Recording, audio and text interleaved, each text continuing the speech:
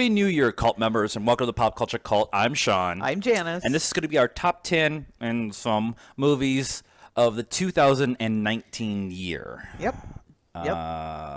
We will put some prefacitation. That's not a word. It's totally a word. All words are made up. We're going to put some... We're going to preface this. That's the word I was looking for. I definitely need a cocktail. With some things that we need to tell you so we understand how we built our list this year. These aren't the best movies of the year. Right. These are our favorite These are our favorite movies of the year. Yes, these are not our Oscar... Although there are some on our list that are going to be in the Oscar conversation. Yeah. I mean, that's obviously going to happen. Yep. It's also not a definitive list. There's a handful of movies that we still haven't seen because there is a metric shit ton of stuff that's come out, especially since November. Right, and there's a couple of movies that have made a lot of people's lists that were only in like LA and New York. Yeah. And then 1917. Yeah, and there was another one too. Uncut Gems. No, because that one's out. Anyway, there's another one that was only out December 25th in those two areas to get in for the Oscar nominations or whatever. So, yep. And so this is not, I'm sure we'll have some that we add in. From what I'm hearing of 1917, it's probably going to be one of my favorite movies. But I just can't put it on the list without seeing it. And the trailers tell us stuff, but I'm interested. So we're going to do a handful of honorable mentions this year. Yep. And what are your honorable mentions? My honorable mentions in no particular order. They Shall Not Grow Old, Ford versus Ferrari, Dr. Sleep. I know, like, nobody liked it, whatever. Alita Battle Angel, because I completely forgot that movie came out this year. It Chapter 2, and Ad Astra. I liked Ad Astra. I didn't put it on my honorable mentions, and I have 11 for honorable mentions, so I didn't make. I liked it, but it's not. We were talking about this earlier. Rewatchability is one of the things as a criteria for me, except for one of these movies that is going to be in my top 10, just because it's amazing. And I did not have It Chapter 2.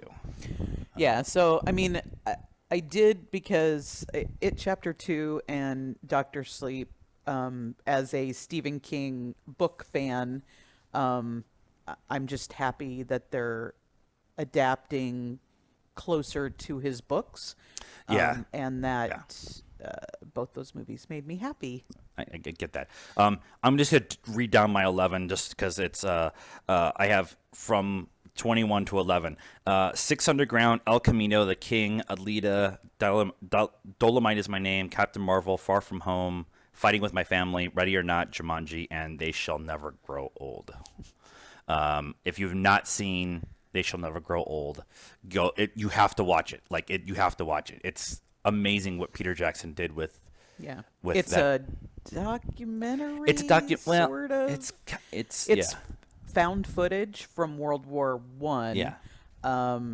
And he spliced it all together, and he got some interviews, and they colorized it. Cleaned it up. They 3D'd it, and it's pretty amazing filmmaking, but it's also from the soldiers' point of view of World War One. And World War One is not something that gets talked about or filmed much. So. Yeah. Okay, your number 10? My number 10 is Rise of Skywalker. We'll be talking about that in a minute. My number 10 is John Wick Chapter 3. Oh, okay.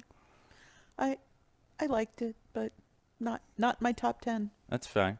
Your number 9? Number 9, Queen and Slim. I liked Queen and Slim, but back to the whole rewatchability thing. Yeah, I would like to watch it more. I mean, it just came out, so obviously it's not, other than going to the movie theater, it's not, because I feel like there's stuff I missed. I think on this list there's going to be a lot of stuff that technically won't be rewatched Yeah. a ton. Yeah. But I really, really like the movies. Yeah. So Yeah, I get that. And I liked it. I liked it well enough. It was good. I was really happy that we went and saw it. This is one of those movies though we wouldn't have seen if we hadn't had the A-list kind of thing. So, my number 9, and this one is definitely going to move. It's like we're talking about with the very fluid list. This one's going to move up and down the list as we go along. But Once Upon a Time in Hollywood is my number 9. I've seen it once. I really love Quentin. I really love this movie. I want to watch it 100 times though before I really get kind of. before you put it on the list of favorite Quentin Tarantino movies. Yes. Yes. It is. It's high. It's really high. I'm just going to keep really using that line. It's really high on my Quentin list, but it's with an asterisk next to it. And some people have torn it apart for the script, and I'm having some wrong. issues with people with script complaining about scripts. Anyways, so your number 8. My number 8 is Rocket Man,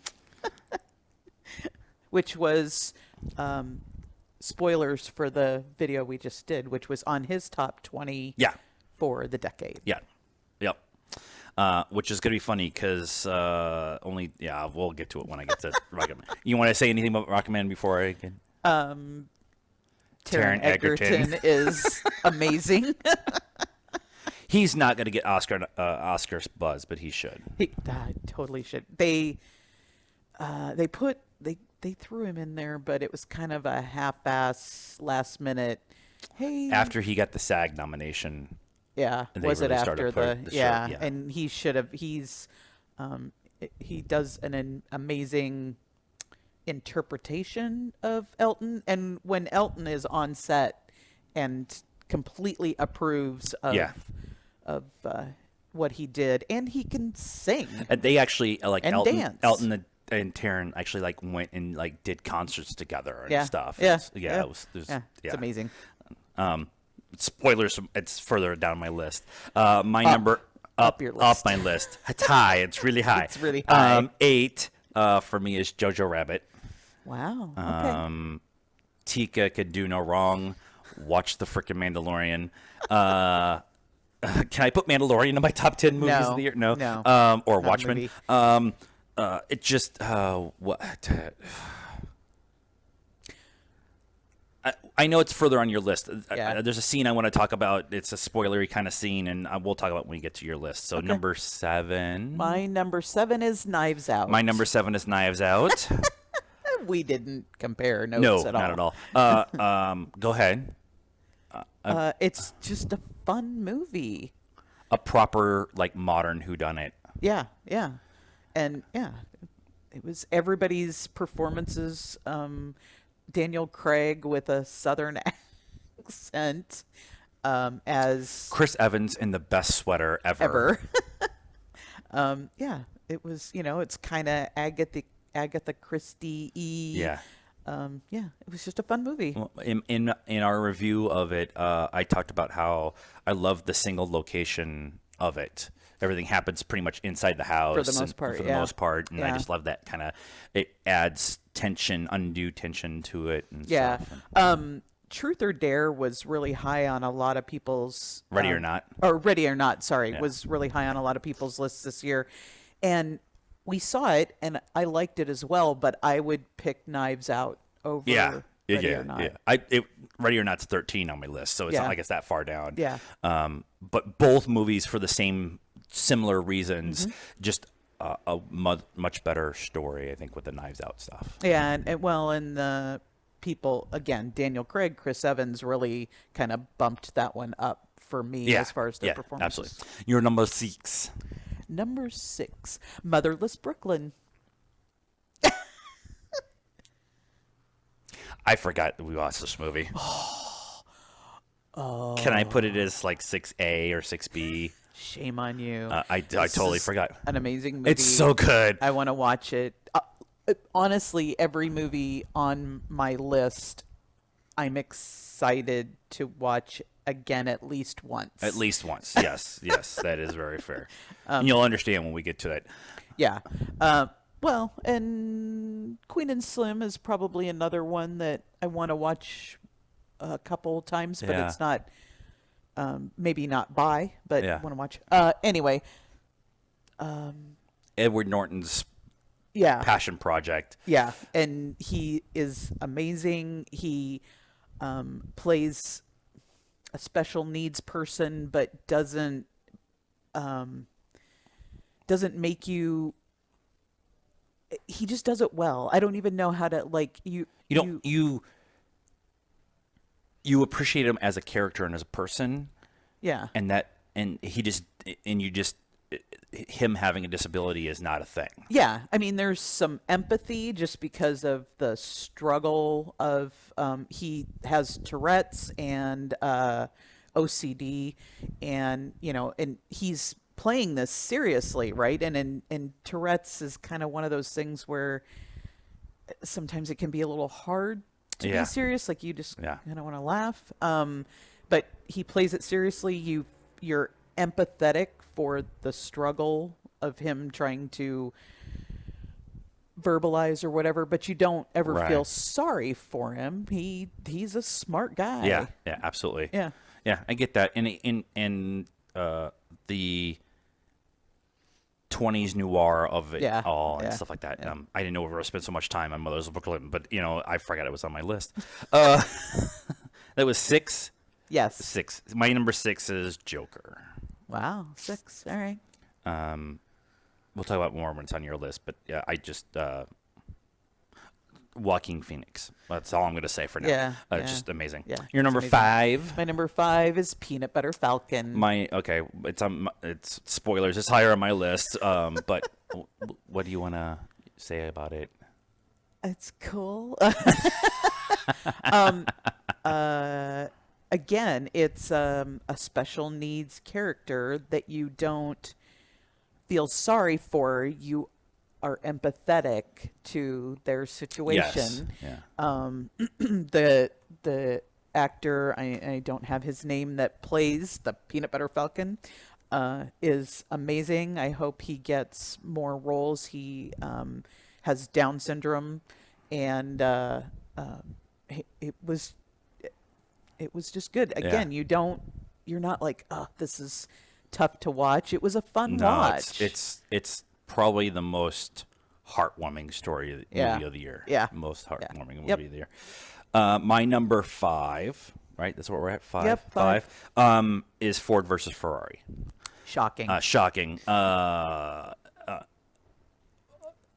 I've known of this. I mean, I've known of the story of Ford versus Ferrari for years. I'm a car guy. I'm into cars. We've met Carroll Shelby. They announced this movie a year and a half ago. I was vibrating then.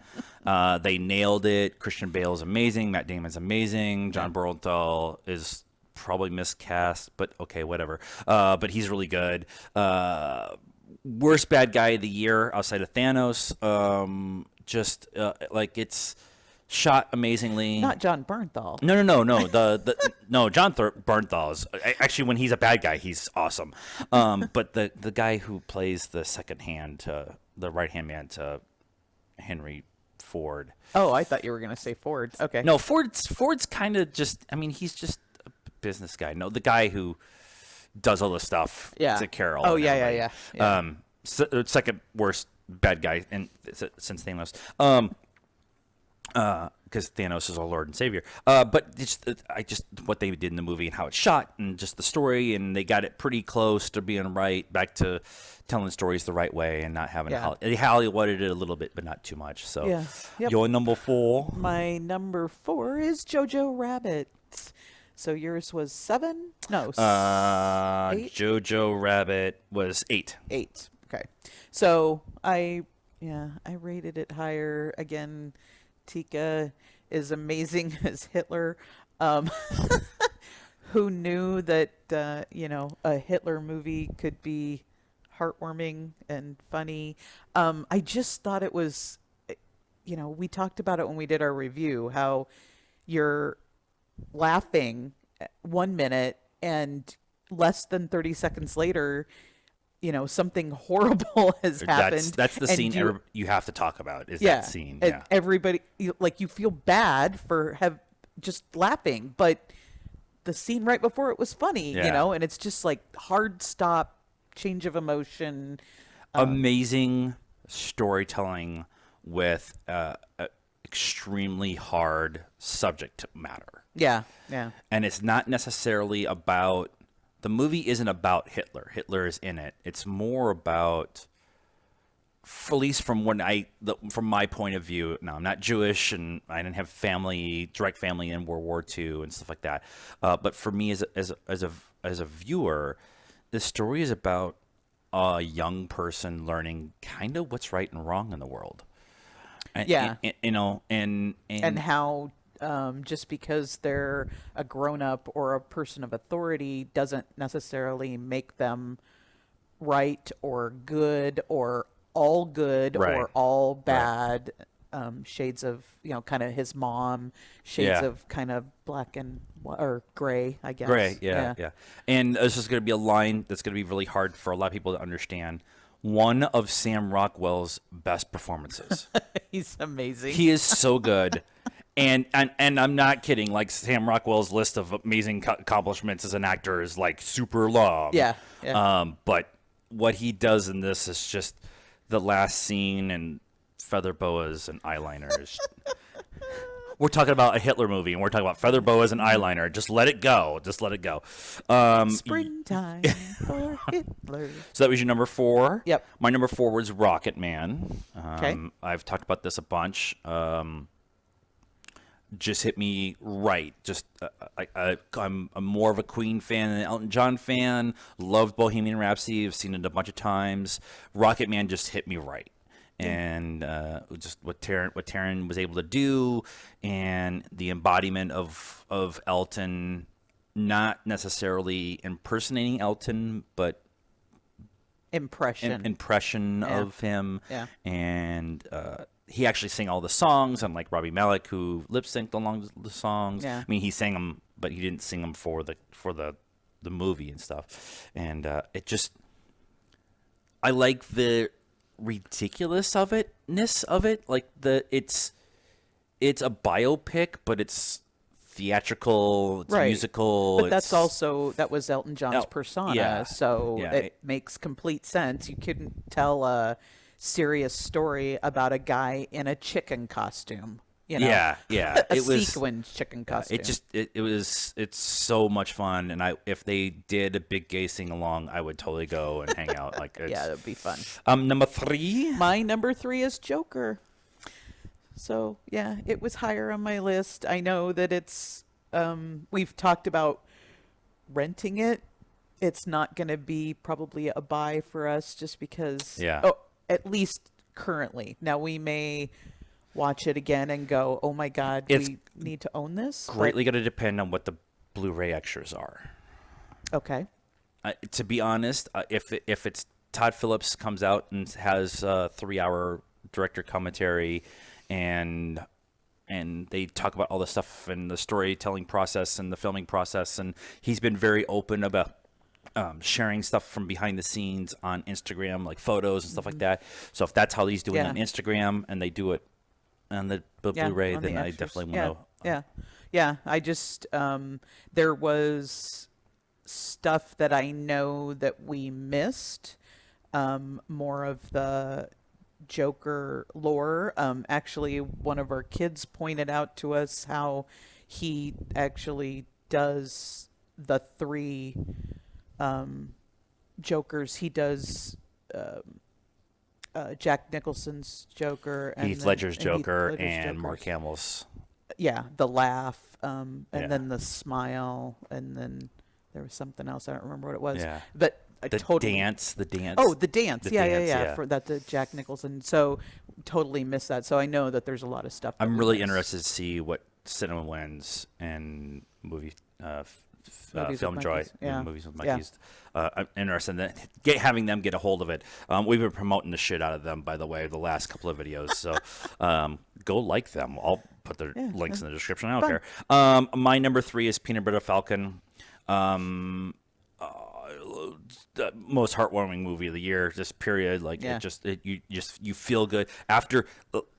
Talk about Joker for a second. When you leave Joker, you feel dirty and nasty and horrible, and I understand people's reaction to the concerns of what people thought people were going to do because of it, and I get it. Yeah. I don't understand it, but I get it.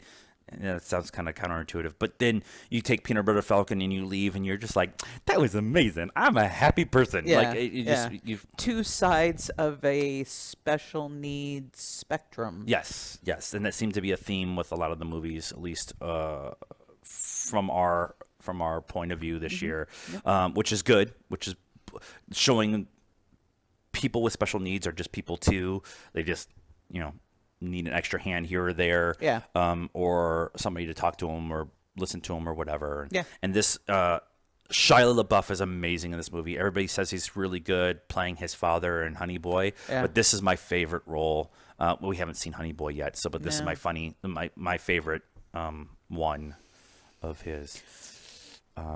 Buy this movie, support this movie. Yeah. It should be an Oscar nomination for everyone, but it probably won't because it's a tiny little movie. Yeah, that with a couple cameos from some old school wrestling. That last scene, I'm like, oh, that's that. Oh, that's it. It was really It was a lot of fun. All right, your number 2. My number 2 is Once Upon a Time in Hollywood. Quentin. Yeah, this is honestly this is gonna rank high, like you said, on my all-time really high on my all-time list of Quentin movies. It's gonna be up there. Glorious Bastards, Django, this right now. Yeah, that's kind of where I'm at. Kind of where I'm at, but I may flip around a little bit in there. But it's also Wednesday. If you ask me Thursday, it could be a different. Yeah, Kill Bill. I get that some people didn't get it. We get Quentin. Yeah. We love all of his movies. I understand that it was slow, but that was the point. Yep. It was an homage to old Hollywood. Old Hollywood. Yeah. Yep. And the late 60s, early 70s too. Yeah. So, yeah. And I like spoilers, I guess, for it's been out since, June, so we're not, but it's Quentin, and I like his reinterpretation of changing history. Yeah, a thing like that's a well, Quentin he's motif. good at doing that, right, with Inglourious Basterds. Yeah, it's a Quentin motif, and so I'm really okay with that. But I just like the idea of how he tells that story and how he does it. And Leo's amazing in it, and Margot Robbie. I like to have seen more of her because it's Margot Robbie, but her playing Sharon Tate is pretty awesome. Brad Pitt's going to win the Oscar for Best Supporting Actor because he outshines Leo, and Leo's amazing. So, and that's phrasing that you don't think you'd hear very often, but Leo is amazing in this movie. Watch the trailer scene. That was all improv, by the way. But Brad Pitt's so much better than him in this movie, and so I get it. My number 2 of all the surprises on the surprise of the surprise world, Rise of Skywalker. I fucking love this movie. Oh my god. We've been having this conversation. I am physically, emotionally angry when someone talks bad about this movie. That's how much I love it. Yes. And I have been directly going at people online, much to my detriment, because it just makes me more angry. Yeah. But we've seen it 3 times. I would been go out for 2 weeks. I go see it right now. If there was an AMC in the corner and Netflix, we would be walking down there to watch it. It hits every beat for me. Every beat, every emotional beat, every fandom beat, every action. It hits everything for me, and I even love the kiss because I was a Raylo guy. I love all of it, and there's more things that I like to have seen. I like to have seen more Rose, and I like to have seen a little bit more storytelling with Zori Bliss, and there's stuff like all that stuff is there. But it's already long. I mean, You've got to cut some stuff. You've got to tell a big story. Yeah. And JJ doesn't like putting out, like, his movie is his movie. He doesn't like putting out extra scenes or a director's cut or whatever. Yeah. I think this will be the exception. I really think this will be the exception where maybe. he puts Yeah. it out. And but it just, I understand the flaws, but it was everything I wanted from the last of the Skywalker saga. Yep. And wrapping it all up and seeing everybody, and Chewie gets a fucking medal. So Spoilers. it's been all over the internet. It's All right. not it's not even his medal. It's got it from okay. anyways. So our number one, again, most people are going to not have it as their number one, but And you're wrong. and you're wrong for all the same reasons that I just said about Rise of Skywalker, but in game. Yeah, M game. In M game. It's M-game. EM game. End Game. The absolute best wrap up of a series, hands down. Yeah. I mean, Rise of Skywalker was good for me.